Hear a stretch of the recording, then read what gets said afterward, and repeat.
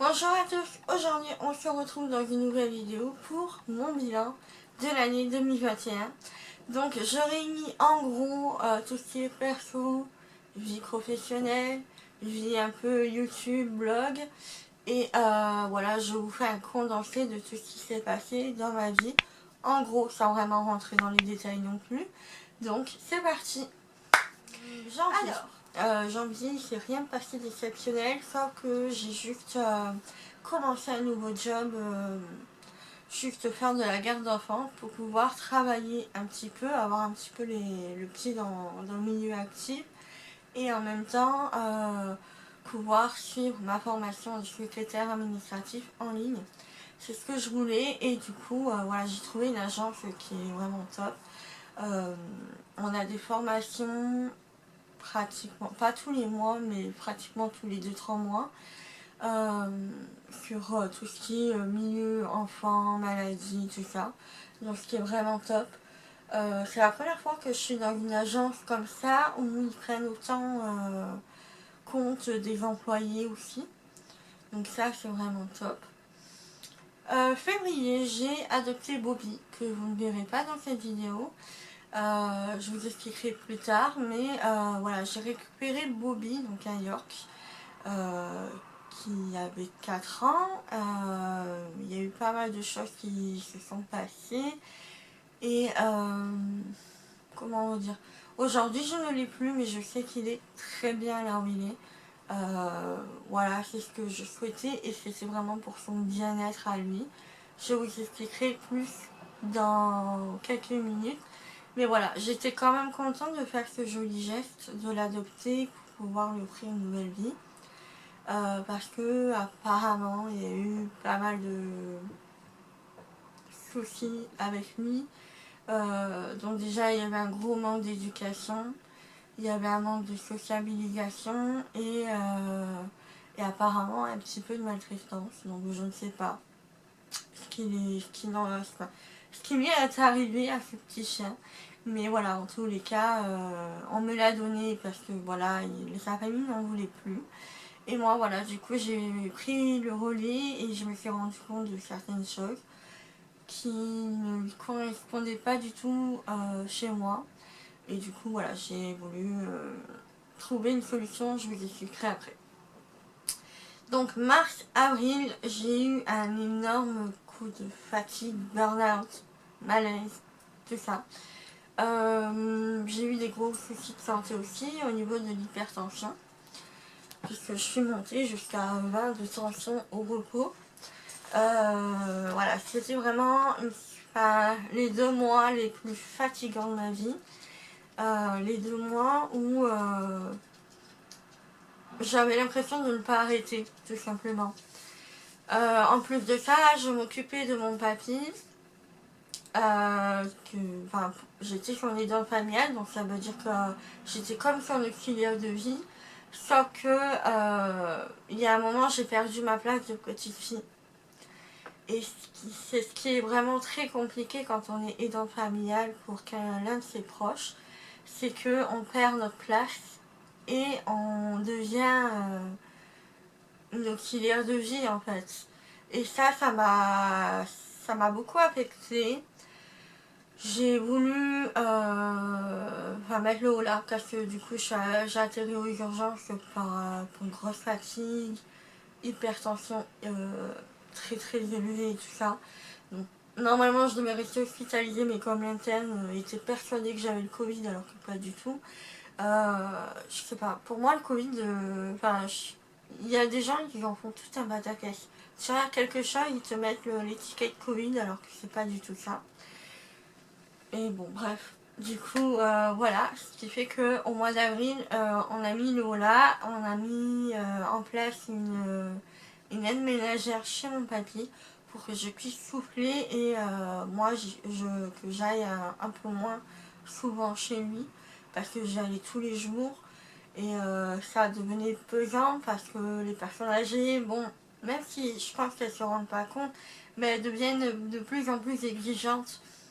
Et c'est vrai que des fois, c'est pas simple à gérer. Au mois de mai, je crois qu'il n'y avait rien eu de spécial. Sauf nos 13 ans avec mon chéri, on n'a rien fait. Mais je pense que pour nos 14 ans et surtout pour nos 15 ans, on fera quelque chose ensemble. Juin non plus, il n'y a pas eu grand chose non plus. Juillet, ma mère a fait son deuxième AVC. Bon, sans vraiment de séquelles, heureusement pour nous. Mais c'est vrai que ça fait peur quand quelqu'un fait un AVC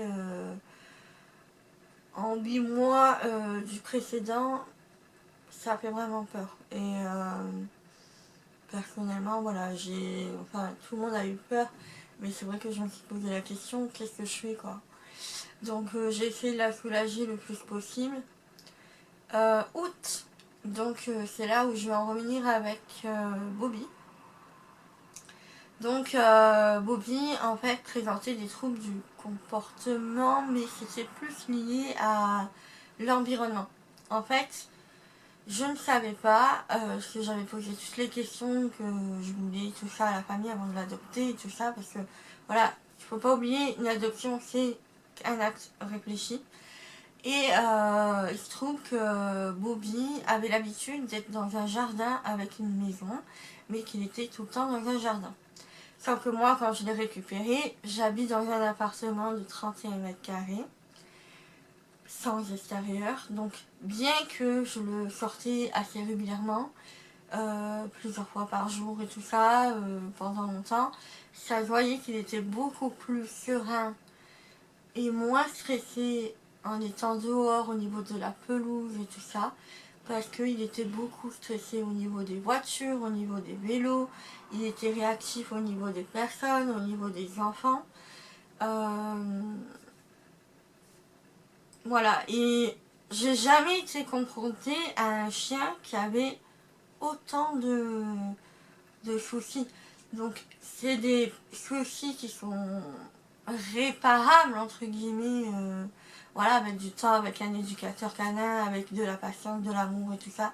On peut en faire un chien qui soit beaucoup plus calme, plus apaisé et tout ça. Mais c'est vrai que dans l'environnement où je vivais actuellement chez moi, ce n'était pas possible. Du coup, j'ai pris en charge, j'ai pris en main voilà, la décision d'essayer d'abord de voir avec un éducateur ou voir avec une association. Donc j'ai contacté l'association que j'avais adopté Mia. Je leur ai expliqué et ils m'ont dit bon bah écoutez, on va essayer de faire quelque chose. On vous envoie un éducateur canin. L'éducatrice est venue, bon, oui bien sûr elle a vu que c'était quand même petit, mais comme je lui ai dit, moi Mia elle a l'habitude, depuis ces 5 mois que je l'ai, elle a l'habitude d'être dans cet environnement, mais elle sort énormément. Je l'emmène souvent chez mon papy, souvent chez ma mère. On l'emmène souvent au bord de l'eau et tout ça, pour qu'elle puisse se dépenser et tout. Donc voilà, elle est très bien dans ses patounes, comme on dit. Voilà, elle n'est pas du tout malheureuse et tout ça. Même elle a reconnu les animaux qui sont chez moi ne sont pas malheureux, ne sont pas maltraités ou autre. Il n'y a pas de souci de ce côté-là. Mais concernant Bobby, c'est vrai qu'il avait quand même besoin d'un peu plus d'espace, c'est ce que je comprends tout à fait. Et donc au mois d'avril, il y a une famille d'accueil qui est venue le voir. Et donc voilà, ils sont partis avec le chien de la famille, tout ça, ça s'est plutôt bien passé. Et du coup, ils l'ont pris le jour même. J'étais quand même assez surprise de voir ça. Mais bon, après, moi j'étais d'accord, mais c'est vrai que je ne m'attendais pas à ce qu'ils le prennent le jour J. Donc, quand on vous enlève ce chien, malgré que voilà, il m'avait déjà mordu, il avait mordu 2 fois mon copain parce qu'il était très possessif. Vis-à-vis de moi, il faisait de l'hyper-attachement. C'est-à-dire qu'on ne pouvait pas m'approcher, il allait me mordre ou autre. Et c'était un problème, ça. J'ai jamais eu de chien qui présentait tout ça, quoi. Donc c'est vrai que c'est pas une situation que j'arrivais à faire, parce que moi j'ai toujours eu des chiens étant petite et j'ai jamais eu de chiens agressifs qui ont eu ce genre de comportement. Donc voilà, c'était très compliqué. Même Mayor que d'avant, Davy, que j'ai eu à l'âge de 4 ans, qui est décédée à l'âge de 16 ans dans mes bras, elle a jamais fait ça. Enfin, elle a jamais eu ce comportement-là. Et c'est vrai qu'on est quand même désarmé quand on se retrouve face à un chien où il montre des signes d'agressivité, d'inconfort et tout. Enfin, ça me faisait de la peine pour lui parce que j'avais envie de lui faire comprendre que nous on est là, c'est pour l'aimer, l'aider à se sentir bien. Mais c'est vrai que voilà, j'aurais pu faire tous les efforts que je voulais. L'environnement ne lui convenait pas. Même la ville ne lui convenait pas. Donc voilà. Du coup, cette famille d'accueil l'a pris. Elle habite plutôt en campagne. Ils ont une maison avec un grand terrain. Et il est très heureux. Donc je suis vraiment contente pour lui. Et j'ai appris que du coup, il a été adopté par la famille d'accueil. Donc ce qui fait que il a dû faire pas mal de progrès dans son comportement. Ils ont réussi tout ça. Et je pense que vraiment l'environnement jouait un rôle essentiel. Voilà. Et je pense que voilà, comme il a été habitué à être tout le temps dehors et tout, et là il s'est retrouvé enfermé, c'est normal aussi, je le comprends tout à fait. Donc voilà. Je suis contente d'avoir trouvé une solution pour lui et de l'avoir sorti de son premier environnement qui n'était pas hyper joyeux, hyper sain pour lui. Là je sais qu'il est dans une très bonne famille et qu'il est heureux, choyé et tout ça. Donc je suis vraiment très très contente pour lui. Donc quand vous êtes... Enfin, là c'est un chien qu'on m'a donné. C'est vrai que bon, j'aurais peut-être dû le rencontrer avant, revoir et tout ça. Mais comme je suis allée le chercher de Marseille jusqu'à Lille, je sais que voilà, si jamais un jour on me demande est-ce que tu veux un chien, je pense que j'y réfléchirai à 2 fois. Après, vis-à-vis de Mia, ils s'entendaient plutôt bien. Bon, bien sûr, il y a eu un temps d'adaptation. Mais Mia aimait bien jouer avec lui, tout ça. Donc voilà, voilà, elle s'y était faite.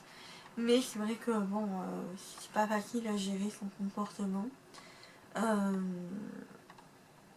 mais bon, je sais que voilà, si jamais on me le repropose un jour, j'y réfléchirai à 2 fois. Mais je pense que là, on va rester que avec Mia. Je pense qu'un chien, ça suffit. Même si j'adore les animaux, j'adore les chiens et tout ça, ben voilà, et puis ils sont pas malheureux, enfin franchement. Mia, elle a une tonne de jouets, elle a plein de famille, enfin, elle a la belle vie, quoi.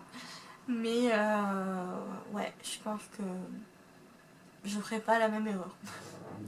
Voilà. Septembre, rien de spécial non plus. Non. Je pense pas. Octobre non plus. Novembre, j'ai eu mon opération. Que je vous mets la vidéo ci-dessous. Voilà, ça s'est très bien passé, je suis très contente aussi.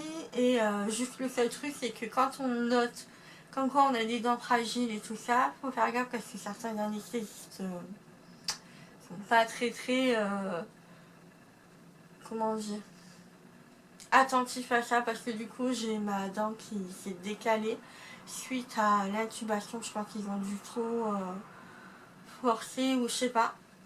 Je sais pas ce qui s'est passé, mais je sais que ma dent, elle a pris cher. Là, il faut que j'aille voir un dentiste, mais je vous avoue, j'ai un peu peur. Ça fait quand même pas mal de temps que je dois voir un dentiste. Mais j'en ai un peu la trouille. Parce que voilà, je sais pas, c'est bête hein, d'avoir peur comme ça, mais voilà. Mais là, je pense que 2022, faudra vraiment que j'y aille. Et le mois de décembre, du coup, voilà, tout s'est bien passé. Je suis contente d'avoir eu mes 2 semaines de vacances, même si c'est pas beaucoup de la garde d'enfants, mais c'est quand même prenant au niveau de notre énergie, tout ça, parce que c'est quand même un enfant, ça vit, ça bouge, des fois c'est un peu compliqué et tout ça, mais voilà, en général il est quand même sympa et tout. Mais je sais que voilà, c'est un emploi qui est juste en attendant, donc voilà. Donc voilà pour cette vidéo. Donc voilà pour la partie un peu perso. Au niveau professionnel, j'ai fini mon diplôme au mois d'août. J'ai eu 13,75 de moyenne, donc je suis très contente. Au niveau du blog, là tout à l'heure j'ai compté, j'ai fait que 7 articles cette année sur mon blog. Je l'ai clairement abandonné, mais j'ai eu une année très prenante aussi, surtout au niveau personnel comme vous avez pu le constater. Donc c'était pas hyper simple à gérer tout ça, voilà, j'y arrivais plus. Niveau vidéo aussi, il y a un moment où j'ai carrément bien stoppé parce que voilà, il fallait que je prenne soin de moi et tout et que je puisse souffler aussi. Mais je ne compte pas arrêter parce que au final c'est quelque chose qui me plaît beaucoup. Par contre, j'ai juste la question de... C'est une question qui me taraude. Je sais pas si on dit ça. Mais est-ce que aujourd'hui il y a encore des gens qui lisent les blogs? Parce que j'aime beaucoup écrire et tout ça, mais j'ai l'impression que ça se perd. Je sais pas.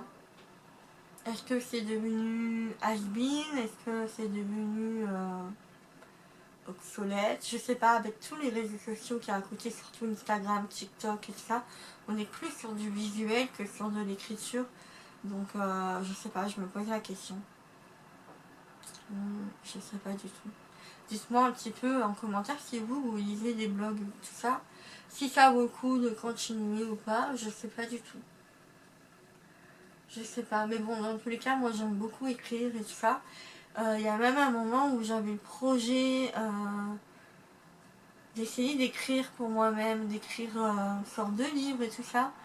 Mais je l'ai pas fait parce que j'avais manque de temps et tout. Mais c'est vrai que c'est l'écriture, ça me plaît beaucoup. Donc je sais pas. On verra bien.